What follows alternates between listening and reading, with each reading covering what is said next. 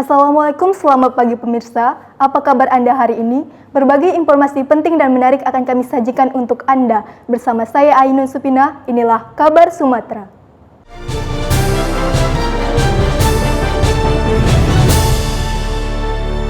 Guna mengantisipasi penyalahgunaan narkoba di kalangan anak muda, pengurus Dewan Pimpinan Daerah Komite Nasional Pemuda Indonesia (KNPI) Kabupaten Simalungun, Sumatera Utara menggelar pertunjukan musik dan teatrikal dengan tema Mustika, musik anti narkoba. Bahaya peredaran dan penyalahgunaan narkotika bagi kaula muda dan para pelajar menjadi perhatian khusus bagi jajaran pengurus DPD KNPI Kabupaten Simalungun, Sumatera Utara, guna menjauhkan para generasi muda dari hal-hal yang negatif dan terjerumus ke lembah hitam dan menggunakan narkoba. DPD KNPI Simalungun kemudian menggandeng para pelajar untuk bersama-sama memeranginya dengan berbagai kegiatan positif, diantaranya dengan berperan aktif dalam pertunjukan seni dan budaya daerah.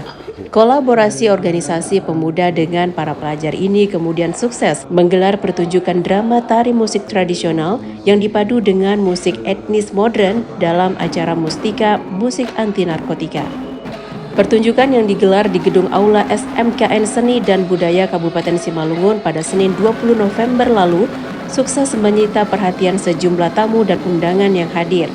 Pementasan drama dipadu dengan berbagai musik tradisional dan modern ini melibatkan sejumlah pelajar dari anak-anak SMKN Seni dan Budaya, SMKN 1 Raya dan SMK Pertanian Batu 20 serta anak-anak SMK dan SMP di Kecamatan Raya Kabupaten Simalungun. Kapolres Simalungun AKBP Ronald FC Cipayung yang hadir menyaksikan pementasan para pelajar ini sangat mengapresiasi pertunjukan yang diperankan oleh para pelajar.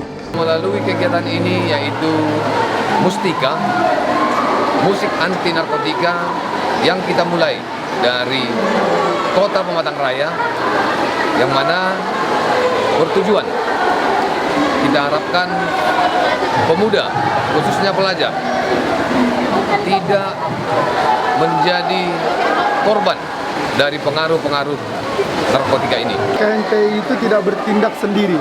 KNPI itu pasti berdiskusi dan bertanya kepada orang tuanya. Siapa orang tuanya? Yang pertama ada majelis pemuda, yaitu ada orang tua kami, Pak Pran Saragi, kemudian rekan-rekan senior kami yang sudah terlebih dahulu di KNPI. Terkait Mustika, apa sih Mustika? Musik anti narkotika ini harapan kami bisa membawa komunitas baru bagi bagian dari elemen masyarakat untuk menjadi gerakan seperti anti narkoba. Pertunjukan ini diharapkan dapat menggugah para kaula muda, khususnya para siswa dan pelajar di Kecamatan Raya dan Kabupaten Simalungun tentunya, untuk tidak terjerumus dalam penggunaan narkotika. Dari Kabupaten Simalungun, Sumatera Utara, Daud Sitohang, TV One, mengabarkan. Pelantikan Badan Pengurus Harian dan Dewan Pengawas Persadaan Pomparan Ni Borsak Sirumonggur Sihombing, Lumbang Toruan, Boru Dohot Bere Saportibi, periode 2023-2028 berjalan sukses dan lancar. Prosesi pelantikan kepengurusan Persadaan Pomparan Ni Borsak Simuronggur Sihombing, Lumbang Toruan, Boru Dohot Bere Saportibi ini diawali dengan ibadah singkat yang diikuti oleh sejumlah pengurus dan tamu undangan yang hadir. Usai pelaksanaan ibadah, kegiatan kemudian dilanjutkan dengan pelantikan Dewan Pengawas PBSS Saportibi oleh Ketua Dewan Pengawas Salmon Sihombing yang dilanjutkan dengan penandatanganan dan penyerahan SK pengurus Dewan Pengawas yang baru saja dilantik.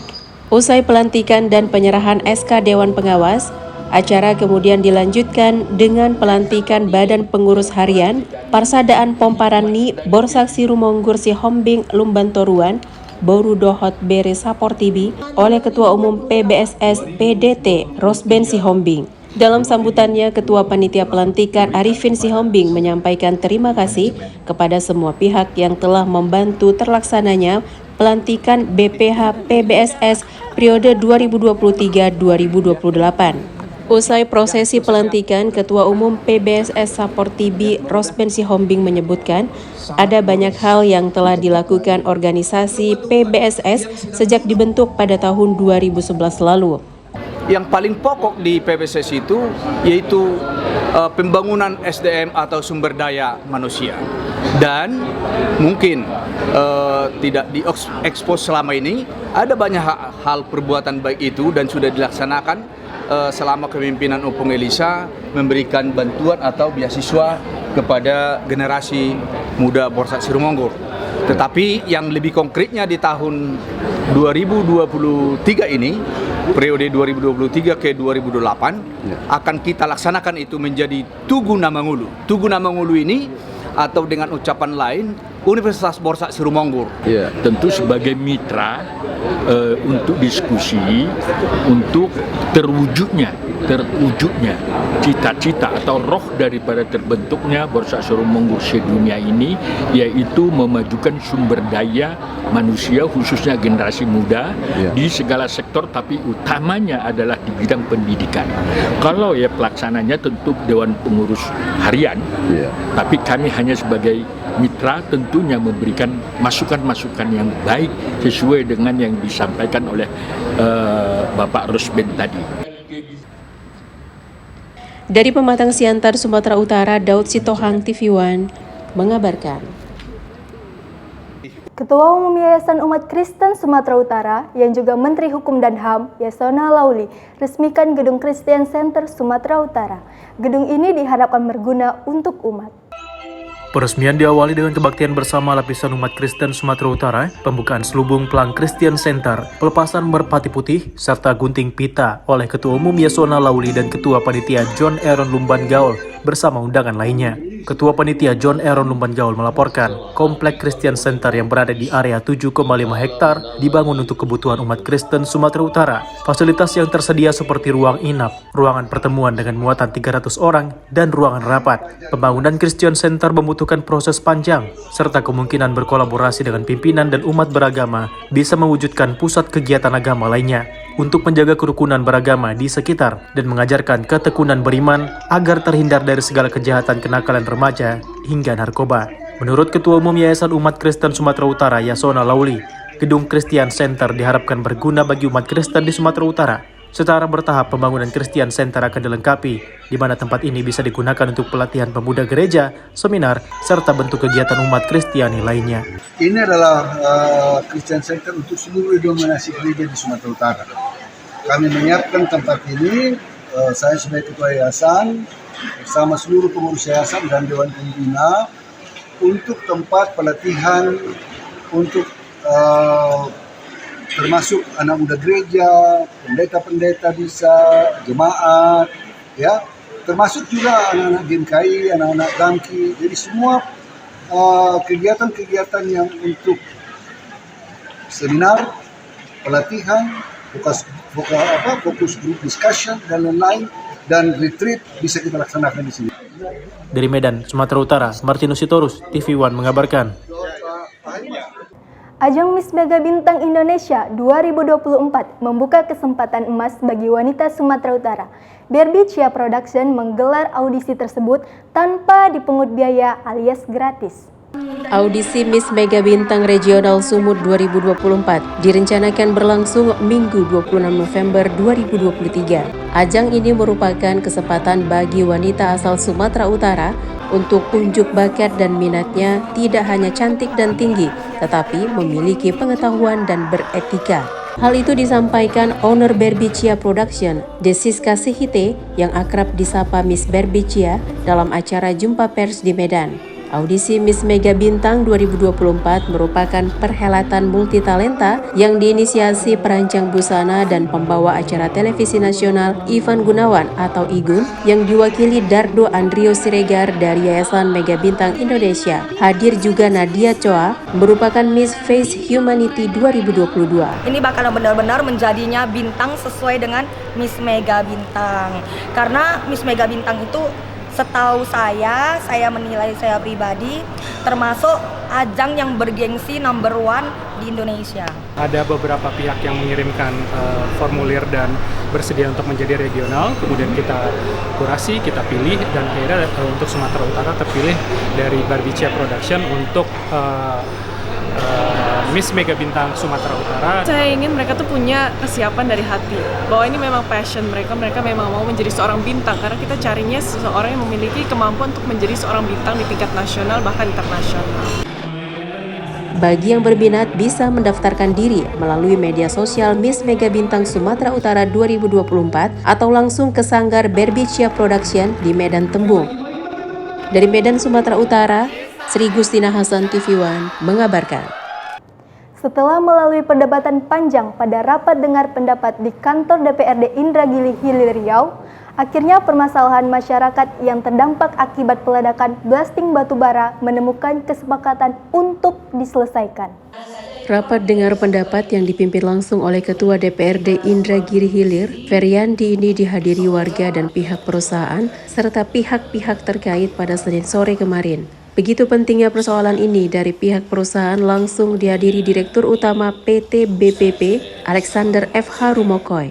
Dalam dengar pendapat tersebut, warga awalnya mengeluhkan persoalan yang mereka alami tentang ledakan atau blasting yang dilakukan pihak perusahaan karena berdampak terhadap perusakan tempat tinggal mereka. Sehingga berharap ada solusi yang dilahirkan dalam pertemuan tersebut. Sementara pihak perusahaan harus melakukan blasting untuk kelancaran kegiatan mereka. DPRD yang menjadi motor mediasi meluruskan persoalan kedua belah pihak, di mana warga tidak menghalangi investasi, sementara pihak perusahaan juga harus memperhatikan lingkungan dan warga sekitar. Dari pihak masyarakat menyampaikan kepada kami tadi juga sudah diambil kesepakatan baik terhadap kegiatan ganti rugi terhadap perusahaan masyarakat. Perusahaan siap untuk melaksanakan ganti rugi apakah nanti bentuk biaya maupun langsung perbaikan. Jadi kita akan melakukan blasting, tetapi blasting yang semua risikonya terukur. Kedua, masalah yang sebelumnya terdampak yang menurut masyarakat belum tuntas, kita akan tuntaskan. Kami berharap rekan-rekan media mengawal, karena sejauh apa kesepakatan ini diimplementasikan di lapangan, apakah betul kesepakatan ini dilakukan sebagaimana semestinya atau ini hanya apa yang terjadi di atas kertas. Dari Kabupaten Inhil Riau, Arif Budiman, Suparto, TV One mengabarkan. Ikatan Wartawan Online Sumatera Utara, IWO Sumut, menggelar diskusi publik dan deklarasi pemilu damai di Aula Gedung Haji Adib Kampus 1 UINSU Kota Medan, Sumatera Utara. Ikatan Wartawan Online Sumatera Utara IWO Sumut menggelar diskusi publik dan deklarasi pemilu damai di Aula Gedung Haji Anif Lantai 3 Kampus 1 UINSU Medan, Sumatera Utara pada Kamis 9 November 2023. Dalam kegiatan tersebut dihadiri Kabid Humas Polda Sumatera Utara Kombes Pol Hadi Wahyudi, Ketua PP IWO Yudhistira Adi Nugraha, Ketua KPU Provinsi Sumatera Utara yang diwakili Kotaris Banurea, dan mahasiswa-mahasiswi dari beberapa kampus serta insan pers Kota Medan. Diskusi publik dan deklarasi pemilu damai dibuka secara resmi oleh Ketua PP IWO Yudhistira Adi Nugraha setelah memberi kata sambutan. Kawan-kawan jangan terlalu berpikir terkait bisnis, karena memang kalau bicara pemilu tentu bicara tentang pesta demokrasi. Disinilah sebenarnya teman-teman itu berharap ada income, ada profit yang diharapkan baik dari capres-cawapres ataupun dari para calon anggota legislatif. Nah itu tentu menjadi salah satu nyawa media. Tapi jangan lupa tetap mengedepankan independensi dan juga netralitas, dan juga jangan menyebarkan hoax. Hal ini bisa dicontohkan oleh Dewan Pers. Jangan sampai Dewan Pers berharap kepada media tidak netral, tapi faktanya ada oknum-oknum yang melakukan cawe-cawe sehingga kawan-kawan juga menjadi gamang ataupun menjadi terganggu, pada akhirnya merugikan seluruh masyarakat Indonesia. Deklarasi pemilu damai dibubuhi stempel pengurus wilayah atau PW IWO Sumut tertanggal 9 November 2023. Diserahkan PLT IWO Sumut Zahendra ST secara simbolis kepada anggota KPU Sumatera Utara dengan disaksikan Kabid Humas Polda Sumatera Utara Kombes Pol Hadi Wahyudi. Dari Medan, Sumatera Utara, tim TV One mengabarkan. Pemerintah Kota Medan terus gencar melakukan pembangunan infrastruktur. Tentunya ini membutuhkan pengawasan dari DPRD Kota Medan. Berikut laporan reporter Nofri Avandi bersama Wakil Ketua DPRD Medan, Razudin Sagala.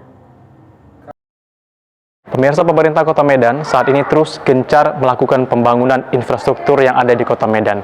Tentunya pembangunan ini dibutuhkan pengawasan dari para anggota Dewan Perwakilan Rakyat, khususnya DPRD Kota Medan. Nah, pada episode kali ini pemirsa, saya akan perbincangkan tentang program-program pembangunan infrastruktur pemerintah Kota Medan dengan Wakil Ketua DPRD Kota Medan yang saat ini sudah hadir tepat di depan saya. Sudah ada Bapak Haji Rajudin Sagala, SPDI. Assalamualaikum Ustaz. Waalaikumsalam. Ustaz, boleh kita berbincang? Boleh. Boleh, sambil jalan Ustaz? Oke. Baik, Ustaz. Ini kan saat ini kita lihat bersama ya Ustaz ya, pemerintah Kota Medan saat ini sedang banyak sekali ya melakukan pembangunan infrastruktur, baik itu drainase, jalan dan sebagainya. Pertama saya ingin menanyakan Ustaz, dari pandangan Ustaz sendiri selaku Dewan Perwakilan Rakyat, pembangunan yang dilakukan oleh pemerintah Kota Medan saat ini seperti apa? Alhamdulillah ya, selama ini sudah berjalan dengan baik walaupun kita lakukan secara bertahap ya. Karena memang Medan ini merupakan kota besar yang harus baik kita benahi. Ya, infrastrukturnya sekarang memang sudah berjalan dengan gencar. Ya, kita upayakan dalam kepemimpinan Pak Wali Kota kita ini, insya Allah sedikit demi sedikit akan kita tuntaskan sehingga Medan ini menjadi kota yang indah, insya Allah. Baik Ustadz, ini selama pembangunan yang dilakukan dengan banyak nih Ustadz, ada tidak hal-hal yang mungkin sedikit memperhambat mungkin ketika pengajuan ke DPRD atau sebagainya dalam pengajuan dana? Selama ini memang berjalan bagus ya, tidak ada kendala ya, walaupun keterbatasan APBD, maka tidak semua usulan warga itu bisa kita tampung. Jadi secara bertahap insya Allah dari tahun ke tahun terus kita besarkan anggaran kita untuk infrastruktur sehingga pembenahan Medan ini insya Allah akan semakin baik di masa yang akan datang. Baik, berarti sejauh ini masih berjalan dengan lurus ya, sambil dalam program dari para DPRD Kota Medan. Nah, sejauh ini dari para anggota Dewan ketika turun ke masyarakat, Ustaz, mendengarkan aspirasi masyarakat, apakah memang pembangunan infrastruktur ini sangat dibutuhkan saat ini, Ustaz? Iya, betul. Ya, memang selama ini ketika kita turun, ya, saya ketika turun ke masyarakat, apakah melalui reses, sosialisasi peraturan daerah, atau mungkin saat kunjungan mendadak, itu ada saja keluhan warga terkait dengan Medan, terutama terkait jalan, kemudian drainase yang masih ada beberapa yang belum lancar airnya, sehingga ketika hujan sebentar itu bisa menyebabkan banjir. Maka itulah yang menjadi prioritas kita agar Medan ini terbenahi, jalan itu yang tadi banyak lubang segera diperbaiki, kemudian drainase yang nggak mengalir itu bisa segera dialirkan airnya. Alhamdulillah selama ini berjalan dengan baik. Baik Ustaz, ini dari keluar masyarakat ini, apakah memang sebelumnya ini Ustaz, pemerintah Kota Medan sudah peka atau memang ini melalui dari rekomendasi para anggota Dewan yang sudah akses nih ke berbagai kecamatan yang ada di Kota Medan? Iya, itu beragam ya pengaduan masyarakat, bisa dari warga yang tidak bertemu dengan anggota DPR, mereka mungkin menyurati Pemko, atau mereka utusan dari masyarakat, apakah dari komunitas, dari organisasi pemudaan, mereka hadir di lingkungan menyampaikan keluhannya ke para Kepling ya, kemudian ke lurah, makanya di tingkat kelurahan ada namanya musyawarah kelurahan. Kemudian ketika di hasil musyawarah kelurahan itu sudah disetujui itu mau diusulkan untuk pembangunan, itu biasanya dibawa ke musyawarah kecamatan. Dari hasil musyawarah kecamatan juga ini memang dari prioritas, itu dibawa ke musrembang. Ya, dari musrembang nanti masuk ke badan anggaran, akan bahas bersama badan anggaran juga utusan dari Pemko dengan alasan-alasan yang cukup kuat bahwa ini harus dimasukkan dalam APBD. Selama ini berjalan baik dan kita anggarkan secara bersama. Baik Ustaz, ini kan anggota Dewan berada di tengah-tengah ya Ustaz, antara pemerintah dan juga masyarakat. Kalau kita lihat mungkin dari pemerintah Kota Medan sudah banyak melakukan. Dari masyarakat sendiri peran aktifnya seperti apa Ustaz untuk pembangunan di Kota Medan ini? Ya itulah tadi seperti saya sampaikan di awal, mereka ada yang menyampaikan sifatnya pribadi, ada yang langsung atas nama masyarakat, atas nama komunitas, organisasi pemudaan, begitu juga atas nama rumah ibadah. Ya, ada juga yang menyampaikan atas nama PKM, atas nama Pemuritan, atas nama Penatua Gereja, atas nama organisasi keagamaan. Ya, siapapun itu, ya, atas nama apapun itu, selama itu untuk pembangunan Medan, insya Allah selama ini kita tampung yang baik. Dari organisasi keagamaan dan juga pengurus rumah ibadah Ustaz yang saya sampaikan, ini pembangunan seperti apa yang biasanya mereka minta atau usulkan Ustaz? Ya, selama ini terkait dengan rehat rumah ibadah ya, baik itu masjid, musala, kemudian gereja, ya itu selama ini juga banyak keluhan sampai ke kita, dan alhamdulillah selama ini kita tampung dan bisa kita bawa ke badan anggaran dan itu semua teradvokasi dengan baik. Itu disetujui dengan mudah ya, dengan kepentingan masyarakat. Betul. Baik Ustaz, ini kan kita lihat Ustaz banyak sekali ya, sangat gencarnya pemerintah Kota Medan melakukan pembangunan, baik itu tugu kota ya Ustaz, kemudian jalan, kemudian drainase. Ustaz melihatnya saat ini yang terbaru kan ini ada overpass ya Ustaz ya, di jalan dekat stasiun kereta api Kota Medan dan juga pembangunan underpass di simpang Jalan Gatot Subroto. Ini Ustadz melihatnya seperti apa kepentingannya, kemudian seperti apa dana yang dianggarkan untuk program ini? Ya, karena kita ingin Medan ini lebih baik ya, apalagi Medan merupakan kota ketiga terbesar setelah Jakarta dan Surabaya. Tentu kita ingin juga Medan sejajar dengan kota-kota yang lain yang sudah jauh lebih maju dan indah. Maka kita benahi segala sisi, termasuk tadi pembangunan underpass, ya itu yang ada yang dananya dari multi-yes ya. Ya itu sudah kita setujui, walaupun ada beberapa lokasi itu yang tidak hanya mengandalkan dari APBD, ya, tapi juga dari CSR. Alhamdulillah inilah terobosan yang sudah dilakukan oleh Pak Wali Kota. Beliau lobby ke pusat, alhamdulillah kita berhasil dan kita selalu menyampaikan di Banggar dengan kepentingan itu ya kita semua sepakat gitu. Ya untuk kebaikan Medan kita setuju. Dan anggota Dewan sendiri melihat adanya ikut kerjasamanya dari pihak-pihak luar ini seperti apa, Ustaz? Ya berarti pihak CSR berarti ikut juga memperhatikan Medan. Dan Medan ini juga sejajar bahkan lebih indah dari kota-kota yang lain. Ini kita sambut sangat baik ya. Mereka punya pemikiran seperti itu. Alhamdulillah ini kena komunikasi yang baik. Mereka sampai bersedia untuk memberikan sejumlah dana. Seperti ini patut kita apresiasi ya. Wali kota kita juga membangun komunikasi dengan pihak CSR sehingga mereka mau mengelontorkan sejumlah uang. Seperti apa Ustaz melihat keurgensinya begitu untuk pembangunan underpass mungkin di Jalan Gatot Subroto yang saat ini sedang tengah diproses? Ya, kami sambut baik ya, karena mengingat Medan ini seperti tadi yang saya sampaikan merupakan kota ketiga terbesar, ya tidak hanya besar wilayahnya tapi juga besar penduduknya, sehingga kemacetan di Medan ini semakin tinggi. Jadi Medan ini sudah mirip Jakarta, makanya untuk mengurai kemacetan itulah kita sepakati ketika ada CSR yang memberikan suntikan dana untuk membangun underpass, kita setuju untuk mengurai kemacetan. Alhamdulillah sudah disetujui di Jalan Gatot Subroto ya, dan beberapa titik yang lain. Alhamdulillah ini kita sambut gembira, sehingga dalam waktu tidak terlalu lama Medan yang selama ini kita lihat macet, tidak hanya di jam-jam kerja, pagi, sore, bahkan hari libur pun sudah mulai macet.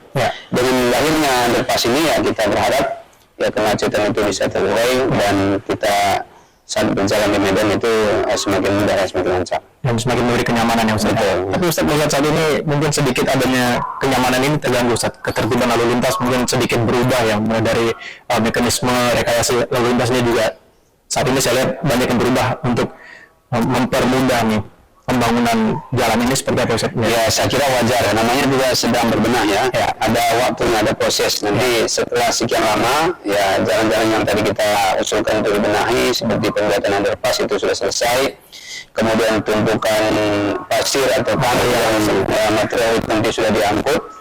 Ya insya Allah setelah itu akan lebih nyaman untuk warga Medan ketika nanti berlalu lintas di jalan-jalan besar. Bahkan sekarang sampai ke lorong-lorong kecil, yaitu drainase dan parit itu sudah diperdalam, diperlebar, sehingga ya kenyamanan warga ketika lalu lintas sampai ke jalan kecil pun akan diupayakan untuk semakin baik. Semakin baik ya Ustaz. Ini proses yang harus kita rasakan bersama Ustaz. Mudah-mudahan bersabar dalam waktu tidak terlalu lama, insya Allah mudah-mudahan jauh lebih baik dibandingkan tahun sebelumnya. Baik Ustaz, Ustaz melihat adanya keluhan masyarakat saat ini mungkin yang ketika pembangunan unit drainase di depan rumahnya sedikit mengeluh Ustaz, mungkin terganggu dari segi ekonominya. Dari anggota yang sendiri melihat hal ini seperti apa Ustaz? Ya itu saya kira tidak terlalu lama ya, karena memang mereka yang mengerjakan pekerjaan itu sudah memang ada ahlinya dan bidangnya.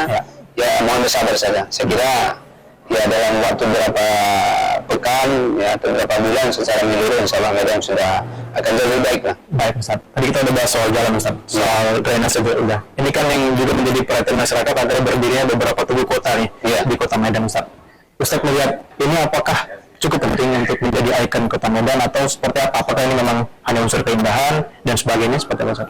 Ya saya kira semua unsur ya, di samping keindahan, kemudian juga begitu warga luar Medan masuk Medan dia tahu ini udah masuk Medan gitu. Nah tandanya itu tubuh yang sudah indah, kemudian menarik. Jadi yang tahun-tahun sebelumnya tidak ada ini kita adakan. Supaya nanti ketika warga luar Medan masuk Medan, oh ini tandanya sudah masuk Medan. Kenapa? Ada keindahan tubuh dan keindahan lainnya sudah ditata oleh Pemko Medan. Baik Ustaz, mungkin dari segi anggaran saya bisa bahas Ustaz ya. Anggaran yang digelontorkan cukup banyak Ustaz untuk Kota Medan dalam segi pembangunan. Anggota Dewan sendiri melihatnya seperti apa Ustadz? Apakah ini memang layak dananya besar dikeluarkan? Apakah ini mubazir dan sebagainya? Sebenarnya tidak ada yang mubazir ya. Semua anggaran yang sudah kita sepakati itu kan prosesnya cukup panjang. Mulai dari usulan masyarakat, baik tingkat lingkungan, kelurahan, kecamatan, sampai di badan anggaran. Dan kalau memang itu argumennya kuat dan itu patut untuk dilakukan tindakan selanjutnya, kita harus sepakati. Dan selama ini semua usulan warga yang kami anggap urgent itu kita sepakati. Nah Ustaz, selain dengan dana yang cukup besar ini Ustaz, selain infrastruktur yang pemerintah Kota Medan cukup dianggarkan cukup banyak Ustaz, apalagi Ustaz yang saat ini tengah dilakukan oleh pemerintah Kota Medan yang bekerja sama dengan DPR? Ya, yang dulu kita kenal dengan BPJS ya, alhamdulillah sejak 1 Desember 2022 semua warga Medan itu sudah di-cover berobat melalui UHC. Dan itu matang-matang kita sahkan sebanyak 300 miliar. Jadi siapapun warga Medan yang ketika sakit, yang kemudian tidak sakit, yang namanya sehat, pasangnya sakit, ya ketika mereka warga Medan dibuktikan dengan KK dan KTP, sudah di-cover oleh APBD. Karena masalah kesehatan ini masalah prinsip. Ya kalau dia sakit, apapun aktivitas pasti tidak bisa dilakukan. Tapi kalau dia sehat, insya Allah dari nafkah mudah, melakukan aktivitas yang lain juga akan mudah. Mereka bekerja juga akan mudah. Maka untuk kesehatan warga Medan menjadi prioritas kita juga yang juga sangat mendasar. Kemudian termasuk bansos yang lain juga. Untuk saat ini, untuk penyejahteraan UMKM seperti apa Ustaz yang dilakukan oleh pemerintah Kota Medan? Ya alhamdulillah DPRD bersama pemerintah Kota Medan sudah banyak melakukan terobosan ya. Di Kesawan yang dikenal dengan Kota Tua itu sudah dibenahi oleh Pak Wali Kota kita. Dengan idenya yang sangat luar biasa. Termasuk dalam bidang infrastruktur juga masuk. Ya. Kemudian para UMKM yang berjualan di sana itu diberikan tempat yang nyaman, kemudian dijaga sampai mereka larut malam berdagang, dijaga keamanannya. Yang selama ini mungkin mereka ya merasakan tempatnya kecil, sekarang dan terbesar. Karena ruang parkir itu diperbesar sehingga orang leluasa masuk. Dan itu juga diberikan kenyamanan jalan melalui elektronik itu. Ada setrianya juga cukup luas ya. Jadi mereka yang para pedagang selama ini yang jual jajanan itu semakin mudah dan diberikan uang yang luas oleh Pak Wali Kota, oleh Kota kita. Baik Ustaz, mungkin ini terakhir ya Ustaz ya. Bisa Ustaz sampaikan mungkin sedikit pesan-pesan kepada masyarakat yang saat ini mungkin tidak sabar Ustaz. Kita lihat ya di berbagai media sosial keluhan masyarakat. Ada juga yang mendukung kan, karena ini untuk kepentingan masyarakat Kota Medan juga. Tapi dengan proses yang cukup dilakukan saat ini, multi-years dan sebagainya, tentu masyarakat ada sedikit keluhan yang mengganggu ketertiban usahanya. Bisa sampaikan. Baik, terima kasih kepada warga Medan yang mungkin Medan sedang proses pemenahan pembangunan yang sangat kompleks ya. Jadi kita tentu harus bersabar, berikan kesempatan untuk Pak Wali kita untuk membenahi Medan, dan kami juga sudah setuju dalam banyak anggaran sudah kita gelontorkan ya. Kita berikan kesempatan dan harap bersabar, insya Allah dalam waktu yang tidak terlalu lama Medan akan jauh lebih baik dibanding tahun-tahun sebelumnya. Ustaz, optimis ya Ustaz, ini saya sudah dapat betul. Kalau ada pendidikan yang membangun silakan sampaikan kepada kami, ke DPRD, ke Pemko, insya Allah ya secara bertahap kita akan tindak lanjuti. Bisa sampaikan keluhan kemana Ustaz? Ya bisa ke kami sebagai anggota DPRD, Satrese, Sosper, atau mungkin kapasitas saya sebagai pendakwah bila berada di masjid, di pengajian, di perwujudan, silakan. Mungkin pada momen-momen terbuka mungkin belum ada kesempatan untuk menyampaikan, bisa juga lewat WA, boleh berhubungan dengan saya di nomor 0812 604 9402. Atau dari staf saya yang selalu mengangkat pada saya, ya mereka ketika terima informasi biasanya sampaikan ke saya, yaitu melalui Heriandi dengan nomor 0813 9600 9230. Baik Ustaz, Ustaz terima kasih atas perbincangan kita hari ini sampai selesai Ustaz. Ya, sangat betul informasinya ini. Tentu masyarakat Kota Medan kita sama-sama nantikan ya, sama-sama mendukung pembangunan yang dilakukan pemerintah Kota Medan. Dan memang kalau ada keluhan itu pasti karena ini proses Ustaz ya. Bisa sampaikan keluhan Anda, kritik Anda kepada Dewan yang akan menyampaikan kepada pemerintah Kota Medan agar lebih baik lagi melakukan perbaikan untuk kenyamanan masyarakat Kota Medan. Mungkin ini saja episode kita pada Kabar Sumatera pada hari ini dengan Ustaz Haji Rawidin Segala selaku Wakil Ketua DPRD Kota Medan. Kita akan berjumpa di episode berikutnya di Kabar Sumatera. Saya Nafri Afandi bersama kerabat kerja bertugas pamit undur diri. Wassalamualaikum warahmatullahi wabarakatuh dan sampai jumpa. Berakhir sudah Kabar Sumatera hari ini. Saya Ainus Supina pamit undur diri. Terima kasih dan sampai jumpa.